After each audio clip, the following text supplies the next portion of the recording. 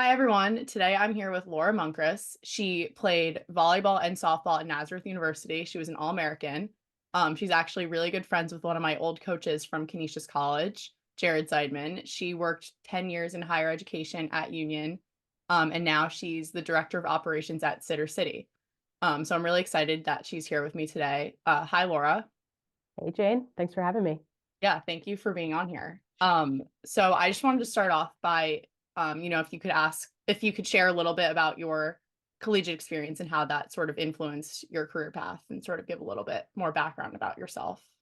Absolutely. Hey everyone, I'm Laura Munkres. I am from the Capital Region. I grew up south of Albany, New York, and like Jane said, I went to, at the time when I was there, I was at Nazareth College.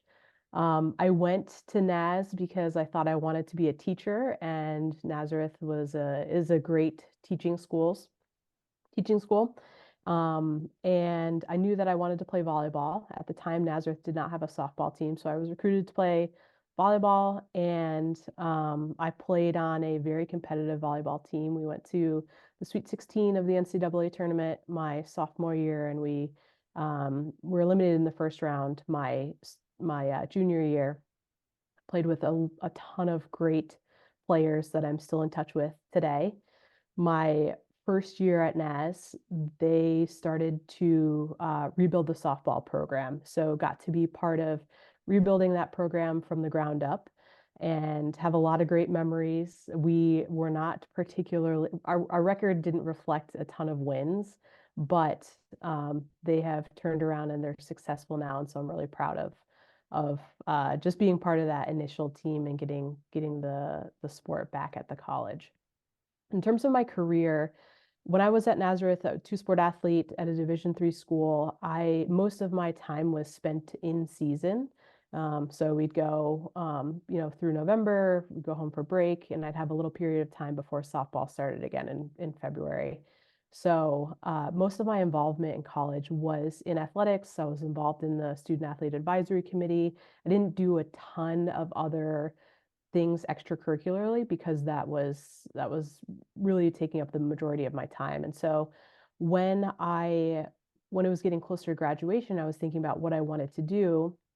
I'd been studying communication and rhetoric. I minored in psychology and community-based youth development.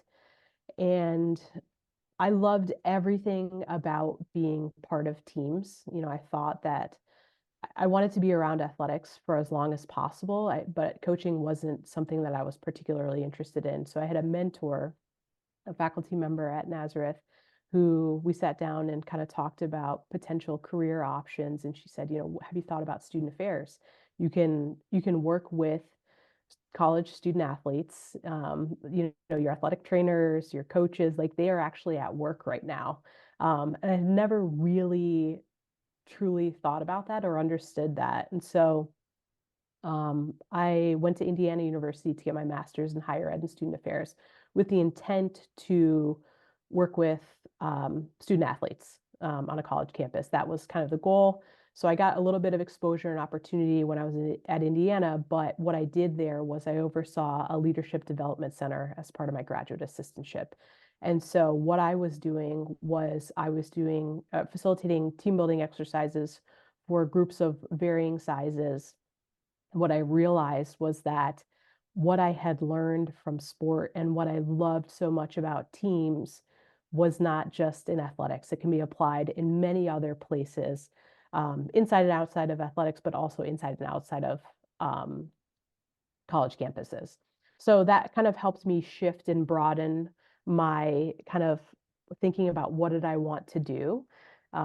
Athletics, college athletics is amazing, and I was so excited to go from a Division III to a huge Division I. At the time, their men's basketball team was really, really good. Got to see them beat Kentucky. Like it was just super fun. But like the hours are not great. You're lots of nights, lots of weekends. And so I wanted something that was a little bit more stable, but had that kind of dynamic energy. And so that led me to, kind of just general student affairs. So I ended up at Union. I worked there for 10 years in a variety of areas of student affairs. I also did a little bit of work in in project management while I was there, as well as Title IX, and just any opportunity that I could get to learn something new, to gain a new skill, to get exposure to a new area of the college, I took, and it was just kind of adding tools to my toolkit, and it set me up for, a career pivot, which I took about 2 years ago. I left higher ed to work in the tech sector, doing a lot of similar things with a very, very different audience. And so that is kind of where I am today. I oversee operations at a tech company that helps to make care easier for parents and families. Yeah, that's awesome. I think like it really shows that like no matter where you are like in your stage of life, like you always have the tools in the background, to make that career shift, if you find something Absolutely. else that you feel passionate about. I know you talked about this a little bit, but can you talk a little bit more about um some mentors that you've had and sort of like the importance of mentorship you've had Oh, yeah. sort of in your collegiate career and also now in your professional career?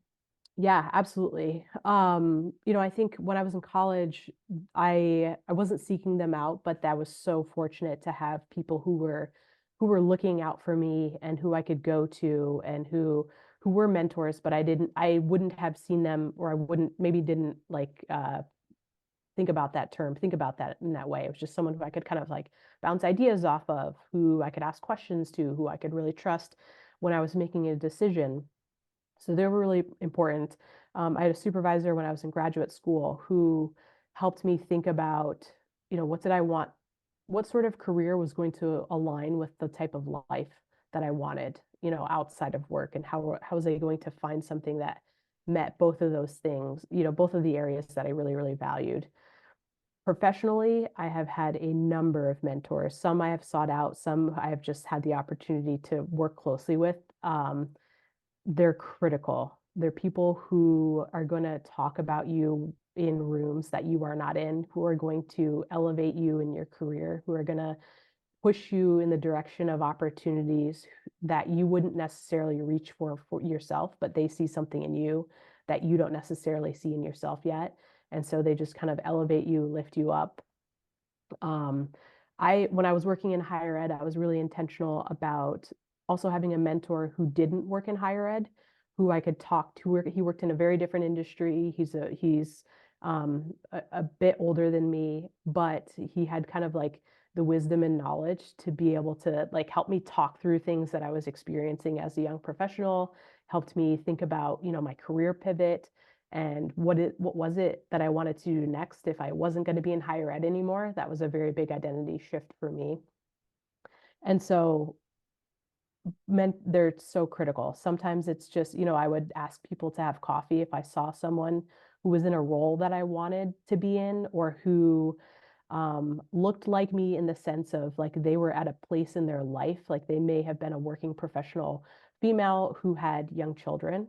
I've got young kids, and so I wanted to know, how did they do it? What sort of things were they using, or what tools were they doing, or how are they organizing their life in order to be successful as a mom and also as someone who was a working parent.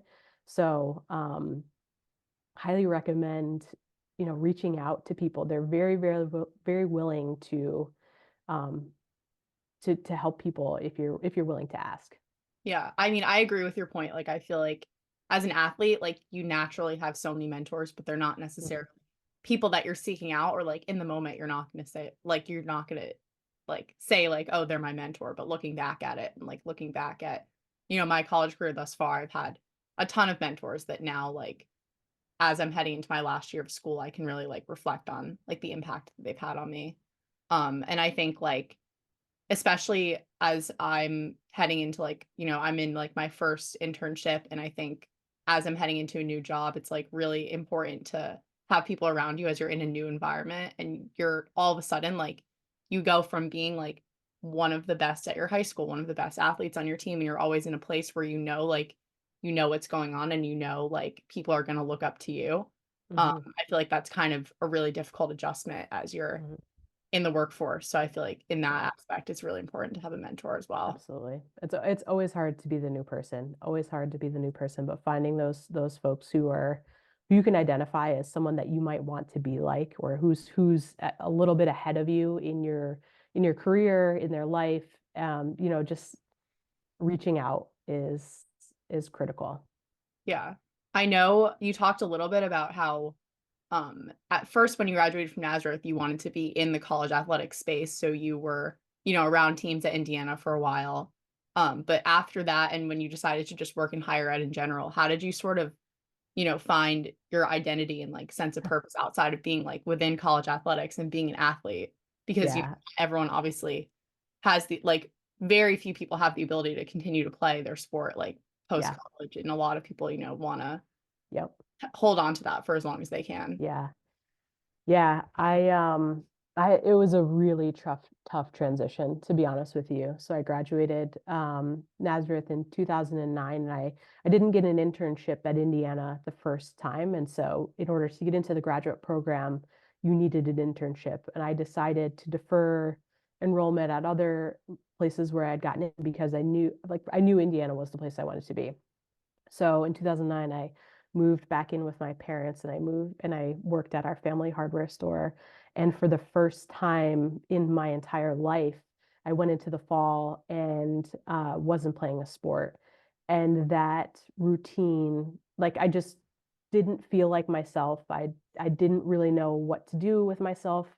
Um, like just the season of my life felt very disrupted because I wasn't participating in a sport. And I don't know that I could have identified that at the time, but in hindsight, like I knew that I was really like, I think when I was at Union, they used to call these, when you're done, like a NARP, a non-athlete retired person. Maybe that's not what it stands for, but I was that, and I struggled with it. So in order to find other things to fill my time, I played a ton of golf, and I also started participating in triathlons. And so I did that for a number of years. I got into mountain biking. I actually haven't gone back and played volleyball or softball. When I was done, I was really sad to be done, but I was also okay with my career, my kind of like formal athletic career being over. Um, I also didn't necessarily want to play in like a rec league. Like if I was going to play again, I wanted it to be competitive. So that just wasn't available where I was around. So, I still stay active. I bike quite a bit, hike, spend a lot of time outside. So that's kind of how. But it took a while to figure out like who am I if I am not playing a sport? Yeah, I think like I'm fortunate enough where like I'm in a situation that not a lot of people that my age are in, where I have one more year left to play. But I think it is really difficult, like unlike you, if you end your career and you don't sort of have peace with, and you're not Yeah, at peace with like how your career ended. I feel yeah, like that sort of leads to a lot of internal struggles, maybe more than like just the fact that you're going into the fall where yeah, is the first time where you're not playing a sport. yeah, Um, and like even for me, like this is the first summer where I'm not at school training. So even though like I'm heading and I'm have one more year left to play in the fall, like this is sort of a different summer for me. So yeah, um yeah, that's sort of been an adjustment as well. absolutely. Um, can you talk a little bit about your career shift and like what led you to like leave higher ed, and like why you Yeah. felt like, at this stage in your career, like you felt like you had the ability to do that? I think it was more less stage in my career and more stage in my life. I, alluded to the fact earlier that I've got young children, and I absolutely loved my time in higher ed. I loved the work that I was doing at Union, and I imagined staying, at least in higher ed, but maybe at Union for the rest of my career. Um, the reality is my life changed and my role kind of stayed the same.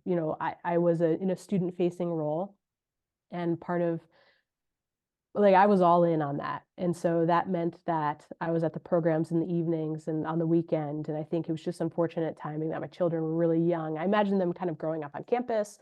COVID hit. And so, I was home. And then when I returned to campus, the kids were not allowed to come. Like there was just requirements. Visitors couldn't come and then weren't necessarily comfortable with them coming to campus.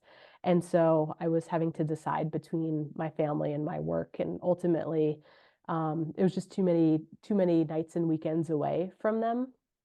So I spent a significant amount of time, because I wasn't ever planning to leave, thinking about what did I want to do next. If I wasn't going to be in higher ed, it was almost this identity shift again. What was I going to be doing? And so I kind of did what you're doing. I started interviewing people at companies that were interesting to me, people in roles that were exciting to me, or people who had transitioned from higher ed a different um, into a different industry, and probably met with 30 people. And it was really intentional in my search to figure out what is my skill set, what are my interests, and what sort of things do I want to be doing. So that was kind of why. It wasn't necessarily a point in my career, it was a point in my life that kind of, not forced, but that helped me to make that decision and make that hard change.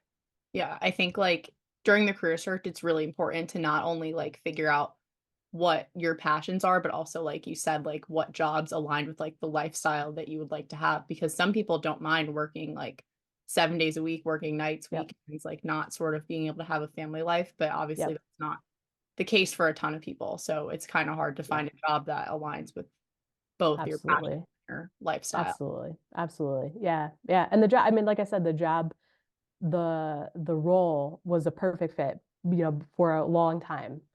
And until it wasn't, until my life changed. So Yeah, sometimes that just happens. yeah. I have a question a little bit, steered more towards, like, your specific job right now. Yeah, sure. I know you're working for, like, a tech startup. Mhm. I'm going back to school to do a certificate in business analytics because I feel like that will sort of, add to, like, my repertoire of, like, what I'm able to do with data and marketing. Sure. Can you talk a little bit about, if at all it applies to your company, like, the importance of AI? Because I know a lot of people my age are trying to get, educated on Yeah, that. Obviously not to write papers, but I'm sure, like, sure. I know Oh, for a it's fact that it's everywhere. full and it's everywhere right now. Yeah, I think our company is thinking about how we can leverage and utilize AI within our product. So we're an online marketplace that matches families and caregivers so that parents can find the care that they need for their children or their pets or their um, elderly folks in their family. So um, in terms of analytics, we do have an analytics team that is regularly, daily looking at data from marketing, from technology, from within the product. I work with them on our trust and safety kind of analytics and our customer success metrics and things like that. It's critical. We make decisions based off of the data and the insights that they're kind of providing us with. It very much partners with all of the different areas and departments within our organization, within our business. AI is so we are owned by a large Fortune 500 company, and so we have to figure out how we can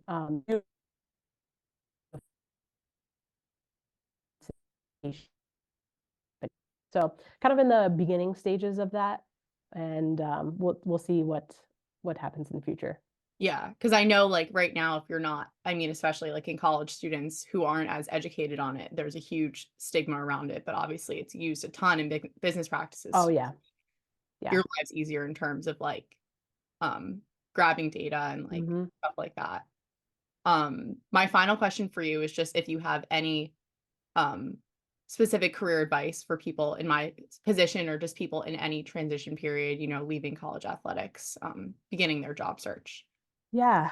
I think I would highly recommend leveraging the network that you have and meeting with as many people as possible to kind of let them know what it is that you offer, what it is that you're looking for. So even though if they don't have something that they can connect you with at that particular moment, you're kind of in their mind as someone to be kind of looking out for, someone that they can think of, someone that they can, connect with someone else.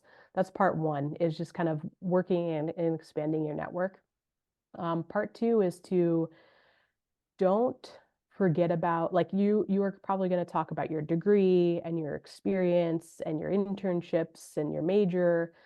Don't forget about the fact that you are a college athlete and the things that you have taken and you have learned from athletics. I know when I am hiring, I am looking for so many of the qualities that athletes just naturally have, right? The ability to set goals and get after them, the ability to win well, to lose well, to bounce back from losses and figure out what can we do differently, the ability to anticipate, to work with people who are different from them, who they don't even, like who they love, who they don't really love.